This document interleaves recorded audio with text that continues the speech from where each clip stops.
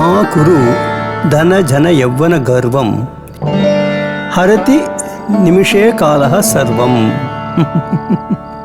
மா குரு தன ஜன யவ்வன கர்வம் ஹரதி நிமிஷே காலஹ சர்வம். என்ன சோமசேகரா, என்ன தாங்கிட்டு வந்து நிக்கிற? இல்லைண்ணா, என்னண்ட நீங்க தனியா பேசணும்னாலே எனக்கு ஒரு மாதிரி சங்கடமா இருக்கு. போன தரம் இப்படிதான் தனியா பேசணும்ட்டு நீக்கு மரண பயம் அது இதுன்னெலாம் சொல்லிட்டேள். பார்க்க போனா நிஜமாவே நீக்கு அந்த மாதிரியெல்லாம் எதுவும் கிடையாதுண்ணா.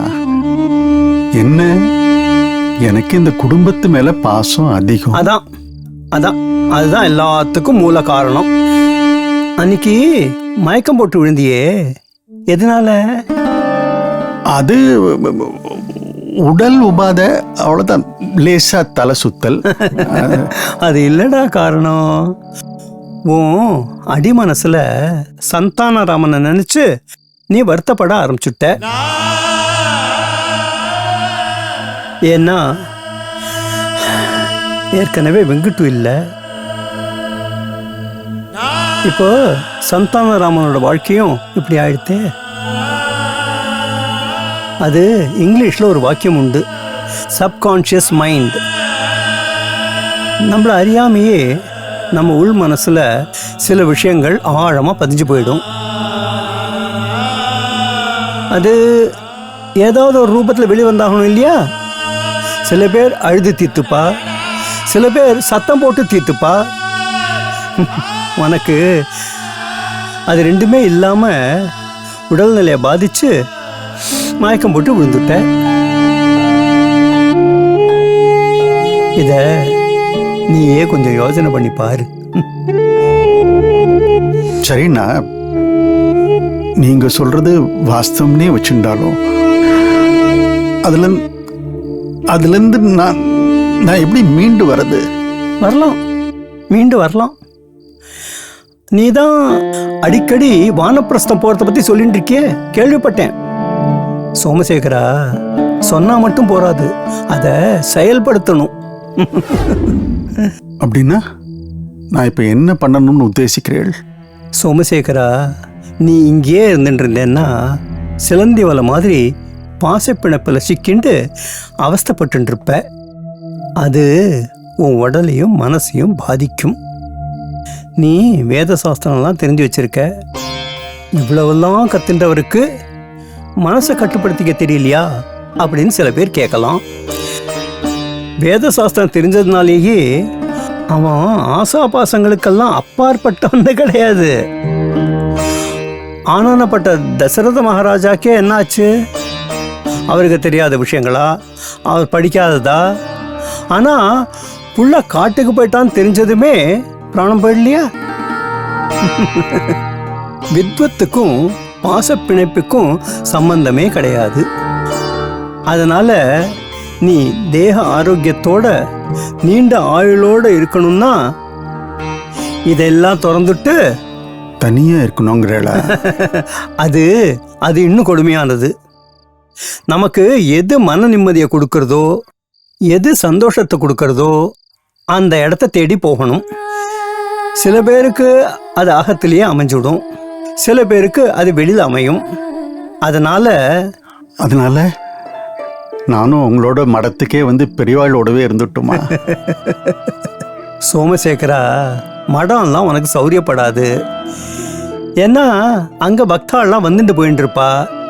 அது மட்டும் இல்ல, உன்னோட சிந்தனையெல்லாம் சிதறி போயிடும். அதுவும் தவிர பெரியவா அடிக்கடி திக்விஜா அது இதுன்னு போயிட்டு இருப்பா. அதனால அவர் கூட இருக்கிறதுங்கிறது சாத்தியம் இல்லை.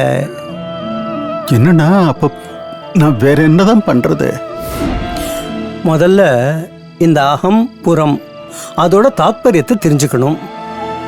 இந்த உபநயனத்தும் போது சொல்றோமே, பவதி பிக்ஷாந்தேஹி, எனக்கு பிச்சை போடுங்கோ அப்படின்னு, அப்பலேருந்து அவன் பக்குவப்படணும். இதை பத்தி ஆதிசங்கர பகவத்பாதாள் ரொம்ப அற்புதமா சொல்லியிருக்கார் நிர்வாண சட்டகத்துல. நமே மிருத்யுசங்கா நமே ஜாதி பேதா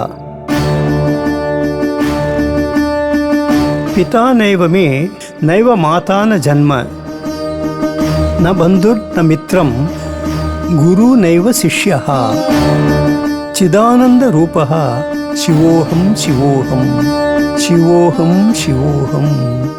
தாய், தந்தை, குரு, சிஷ்யன், ஜாதி, மதம் இது எல்லாமே நம்ம உடல் அப்படிங்கிற எண்ண அலைனால வந்தது.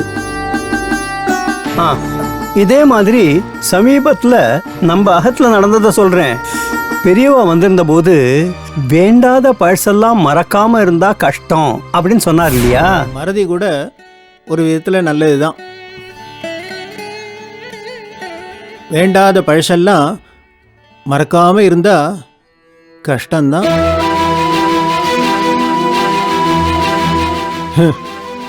அதுக்காக நல்லதை மறக்கப்படாது. ஒரு கூட்டு குடும்பம்னா பலதரப்பட்ட மனுஷா இருப்பா. நல்லதும் இருக்கும், சில சமயம் சில தவறும் இருக்கும். எது வந்தாலும் பொறுமையாக சகிப்புத்தன்மையோட பாண்டவா இருந்தா. அதனால் கடைசியில் அவளுக்கு வெற்றி தான் கிடைச்சது. அப்படிப்பட்டவாளுக்கு பகவானும் துணையாக கூடவே இருந்தார், இருப்பார்.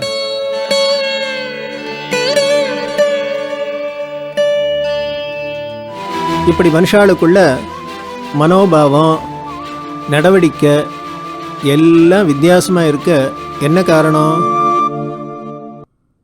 கர்மா தான்.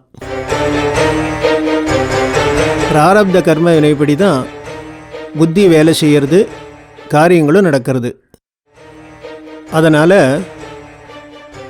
வேண்டாத விஷயங்களை மறந்துட்டு மன்னிச்சு சகிப்புத்தன்மையோட விட்டு கொடுத்து ஒத்துமையாக இருந்தால் எல்லா குடும்பத்துலேயும் எல்லாரும் சந்தோஷமாக நிம்மதியாக வாழலாம். அவர் சொன்னதும் இதுவும் கிட்டத்தட்ட ஒன்று தான். பெரியவா சொன்னது கர்மாக்கள்லாம் ஞானத்தால் அழிக்கணும் அப்படின்னு அர்த்தம். மறந்துடுன்னு சொன்னார் இல்லையா, அது மனசை விட்டு எடுத்துடணும்னு அர்த்தம். அதாவது மனசையே நீக்கிடுன்னு அர்த்தம். புரிஞ்சுதா? உனக்கு ஒரு சரியான உபாயம் சொல்கிறேன். திருவண்ணாமலையில் ரமணாசிரமம் தெரிஞ்சிருக்கும் உனக்கு. பேசாமல் நீ அங்கே போகிறது தான் உச்சிதம். அதுதான் கொஞ்சம் தள்ளியும் இருக்கும். இங்கே கும்பகோணம் மடத்துலன்னா பக்கத்தில் இருக்கிறதுனால இவாள்லாம் உன்னை பார்க்க வரலாம்.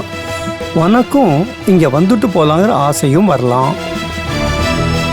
ரமணரோட உபதேசங்கள் சம்பந்தப்பட்ட அத்தனை புஸ்தகங்களையும் நான் உனக்கு கொடுக்குறேன், படிச்சு பாரு.